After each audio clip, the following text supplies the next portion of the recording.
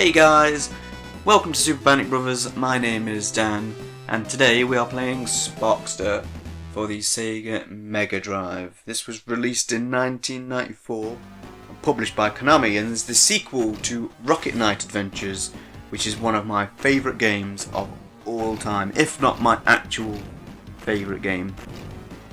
The interesting thing about Sparkster is when it was released, there were actually two different versions of it. There is this one that I'm about to play for you today, and then there was a version released on the Super Nintendo, which is completely different. But I do believe this one is considered the sequel, because it's the only one, it's the only version of Sparkster that actually comes up with Rocket Knight Adventures 2 in the title. So we're gonna crack on with it, because it's a really good game. I really like it. So it picks up after the events of Rocket Knight Adventures in the Kingdom of Zebulus, which is a kingdom in the world of Elhorn. And we pick up with Sparkster, who is the main character, after he's defeated the Devatindos army, or Empire, Devatindos Empire, sorry, who were trying to take over Zebulus with the Pig Star, which is an awesome name for like a space station. But we pick up with Sparkster, and he is looking for the keys to the seal, which is this sword here, to get the legendary armor, which makes him like Super Saiyan, basically. But his, he's been interrupted by his arch nemesis and rival, Axel Gear. So this bit is completely optional. You don't have to do it. But if you want to get the best ending, it's best to do it. So we're currently in the Sparkrobo, which is Sparkster's robot, which looks like him. It's kind of cute. And you basically play Rock'em Sock'em Robots with Axel in his pig robo, I guess? Maybe? You know his is the bad guy because it's got spikes on it. But you basically just block his projectile attack and go up and punch him in the groin. You can try and go in and hit him, but he's got like telepathic AI and he just blocks every attack you do, see? But if you do it after the projectile, you generally get better. So he's not doing it. There we go. There you go in. Give him a good old clout. It's quite tricky, and it's. I remember when I played it when it first came out, like back in there, and I could never do this bit. Never, ever, ever. It was really hard. But like I say, to get the true ending, you need to do this bit. The important thing of this entire scene, though, is if you press start, you skip the entire thing, because it's like the intro, basically. It's basically like a playable cutscene before Telltale got their mitts into that genre. But yeah, so if you press start, then you skip it, and then you won't be able to get all the seals in order to become Super Saiyan Sparkster, which is how you get the true ending. But there we go. First boss done and dusted. He looks quite happy about it though, Axel. He's just like, yeah, I'll get you next time, Sparkster. I'll get you next time. But after Axel's defeat, there it is, it's sitting there. It's a bit more centre than it was, I think, in the beginning bit. So basically, this is the first one you get. Like I say, you can skip it if you press start on the intro. But there's 6 more of them. There's 7 in total, and they're scattered throughout the levels in the game. So we're on stage 1. So another little cutscene, dialogue free, and here we find Princess Sherry and Princess Cherry. Sherry is the one in the blue dress, and she is Sparkster's girlfriend, and the one in the red dress is Cherry, who is Sherry's cousin, and she's the one she's just been kidnapped by Axel to go to the Gedol army, the Gedol Empire. I keep saying army. The Gedol Empire. They're the ones who are they're the bad guys in this game. So we're off to go and stop them and rescue Princess Cherry. And here we go, straight off the bat. Yeah, I really dig this game. I really do. So I'll explain the core gameplay of this game. So Sparkster is a Rocket Knight. He's the leader of the Rocket Knights, which means he has a jetpack. So in this game, there's the meter at the top, and that charges up. When it's full like that, you can do a rocket attack, and when it's halfway, so in the orange, you can do like a mini one. It's got a sword to deal damage, and you basically, that's really about it. He's got a variety of moves. You can, if standing still, you can use your rocket packs to do a spin attack, which makes you sort of invincible for a brief period. And there's sort of another interesting sort of thing is there's the gem counter in the top, and usually with these kind of games you collect so many gems you get an extra life or whatever, but in this you collect 10 gems and it basically does like a roulette wheel you see in the top corner, and when it basically finishes you get an item of some description. It can be more gems, it can be extra lives, power-ups, all sorts of things. The extra lives are the thing you want, and the flame sword, which is nice. If you find a red gem, it basically does the lucky dip instantly. So we're on to the similar to Rocket Knight Adventures, my favourite game of all time. This game is full of like mini bosses. I don't know if this really counts as a mini boss. It's very similar to the first game, where there's like the pig car guys. But it takes 5 hits usually to defeat them. But I got the flame sword, which was quite nice. So that doubles my attack, and I can take them out in only 3. And the enemies, I think they're called the Gadol Ninjas. It is a silly name, but they hide in these rocks. You want to avoid getting hit by the boulders fly out and they can hurt you. Sometimes they come along horizontally and sometimes they don't. I don't quite get the gist there. But one of their cars is waiting around here somewhere. Yeah, see, that went along the bottom. Here he is, look, he's waiting and ready. You know he's a bad guy. Like I say, bad guys in this game have spikes. And are generally purple. Again, nice and easy. What I'm doing here is I'm thrusting down with the jetpack as I jump over him, so then he goes into his spin, so he doesn't get hurt by the things. You can charge into it from the front and bounce off and then walk away and do another charge, but your rocket doesn't usually charge up enough to get away and you usually take damage. And when you've got the flame sword, this one, if you get hit, you lose it. So you kind of want to not get hit, so you can keep being super strong. I sound like I'm like some sort of Sparkster master, but I'm not. I know how the game plays. That's about it. It's a bit slower than the Rocket Knight Adventures, rather than being, that one was sort of like a fast-paced. Well, it wasn't really fast-paced, but it was. This game has a lot of moments where you sort of stop. So again, there was a red gem. Sometimes it drops bombs on you, which is really dickish. Some meat there. Don't really need it, but you know, whatever. Strengths. Where do I want to go? Not that way. I don't want to get hit by the ninja guy. I was kind of lucky. I didn't quite know he was standing right there. Oh, he... dickish enemy placement there. I've lost me nice flame sword. It's alright though, there's one up here. Yeah. So this is the first level. It's called the Ancient Ruins, which is quite a cliche title for a level, really. There's a red gem up there. We'll grab that. Yeah. Possums eat meat? I don't actually know. I don't really know anything about possums. Little sort of secret area here where you can get some gemmy gems, some jams. Flame sword, I've already got one, but yeah. And then there's also a secret, if I can do it. Over here. Extra life! That's the kind, you need those for this game because it does get quite tricky. Boom! Off we go. Whee! So that's basically teaching you that there's a new gimmick. Switches. Now this is where the first one that you find, but this is the second key to the seal. Grab that, and there is a boatload of gemmy jams here. Got an extra life. That's nice,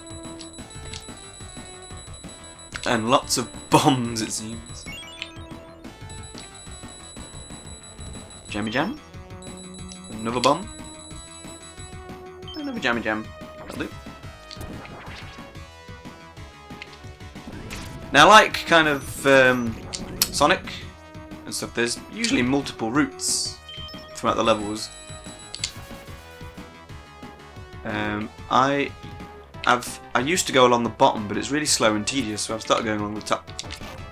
Oh, you bastard! Because it seems to be a little bit quicker, but harder because there's these guys with the big spiky ball things. But you could take him out quite easily with his old jetpack. No, it wasn't charged up enough. Yeah. I think one of the differences that they made with this game is that they turned the jetpack into more of a weapon than the original. Oops.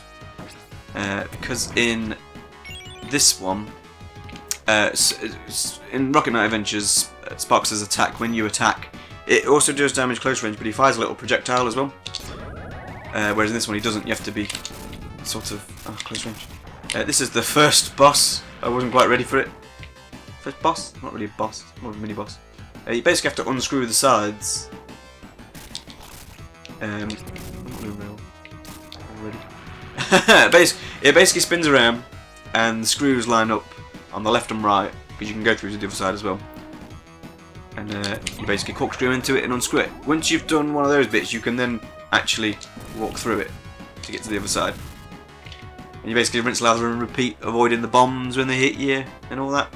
It's not too hard, it's just tedious because it's, like I say, it doesn't always give you a thing.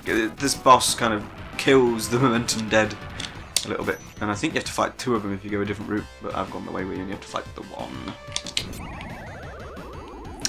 And we'll unscrew this mofo.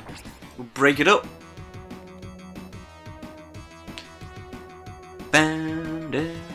Toppy top. One more to go, I think. Or have I don't think I've done the bottom one. Oh no, I have, yeah. Oh no, two more to go. Poopies.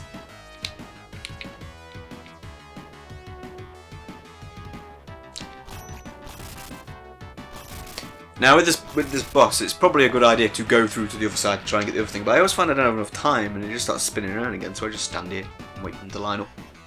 It's not as fun to watch, but you know. Ooh, excuse me. Yeah. Should I stop saying it? Because I say it a lot. It annoys me. No, it's on the other side. Well, basically, that's all, folks. Here we go. I bought this game as a kid, many moons ago, when I was on holiday. Because one of the things I did when I was on holiday was I instantly went and bought video games rather than buying souvenirs from the place where we were staying or whatever. I would buy video games because it seemed like a good idea, and this was one of them. Because I loved Rocket Knight Adventures. I never owned Rocket Knight Adventures. Go away. Rocket Knight Adventures properly. I actually acquired my copy. I borrowed it from my grandma and I kind of never returned it. Which is a bit dickish, but you bumhead. But yeah, I played it when I was on holiday and it was great. I loved it. I bought 2 Konami games. Well, Animaniacs as well, which actually wasn't terrible, but it was really stupidly hard. And for a game based on a kids show, I didn't understand what I had to do half the time. It was annoying. Maybe if I played it now, I might understand what I was doing. So we're on the second act of the first level, which is the aptly named The Forest. And our original names, right? We're about to face off against another boss. And he is so stupid. Here he comes up. He's like Wispy Woods, but with a bigger, stupider nose. He's really unpredictable. I don't like him. You basically have to wait for him to. He reaches out for you like that, and then you bop him on his nose, and he goes.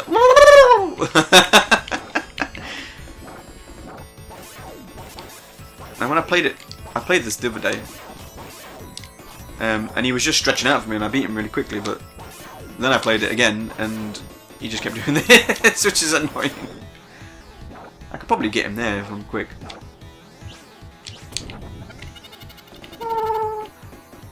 It looks like he's got a cold. I feel like I'm coming down with another frickin' cold, But that's probably because I've been off all week and been outside. Fuck going outside, there's scary things outside. There's monsters. There's monsters in here as well though. Those pink balloony things stop you from using your jetpack. Ow! Which annoys you to sort of knock them off. Come on! Let me get you! There we go. And in Sega Mega Drive 16-bit fashion, bosses just explode. He's a tree and he's exploding. I only poked you a few times with my sword, mate. No need to have a hissy fit! These guys drop down and they're like, whee! Donkey Kong style. Right, you don't drop down there. Alright, what else? They don't want to play, it seems.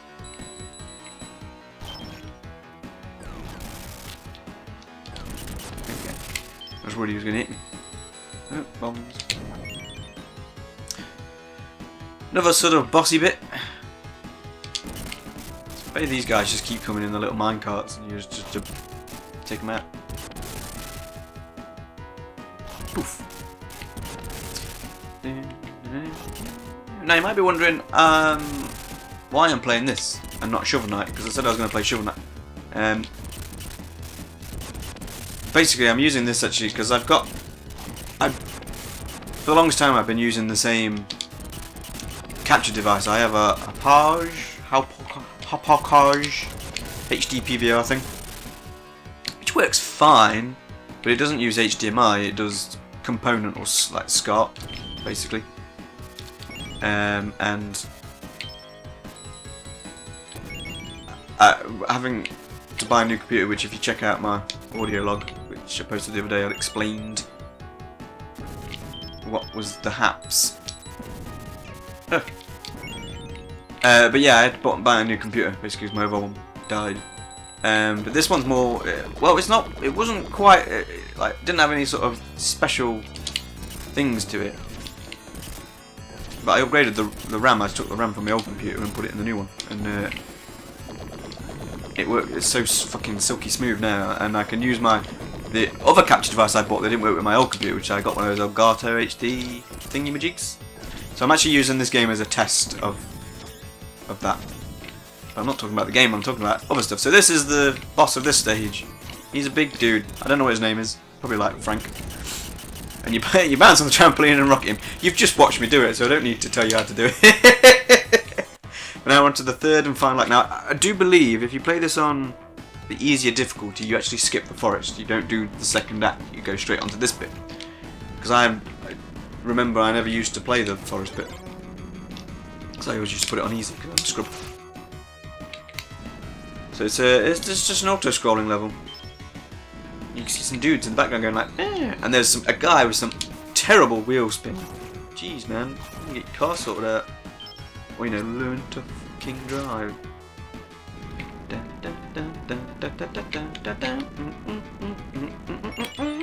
Soundtrack to this game is awesome.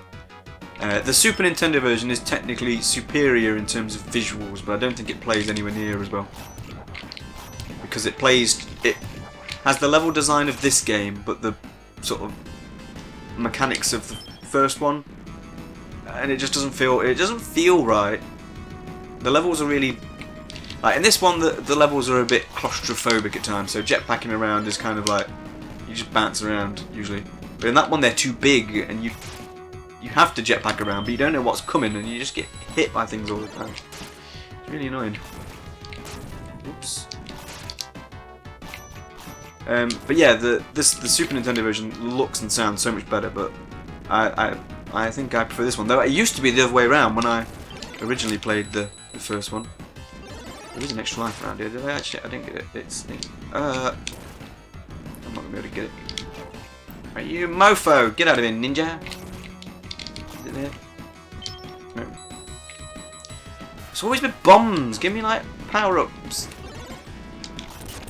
So we're coming up to the first boss. He's a big, like, Sparkster looking robot. He's kind of cool, but kind of stupid at the same time. And he's really easy. So here he is, lying down on his back. just like me. He's got oh look, he's got a flashy nose. So you basically get it. You do this, and it's really hard for him to hit you. So you're not really going to see the boss, because I'm just because you know this works out quite nicely.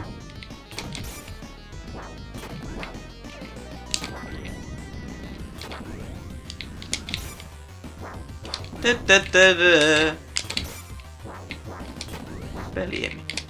There he is, done and dusted. And with that boss defeated, that is the first area, the ancient ruins, done.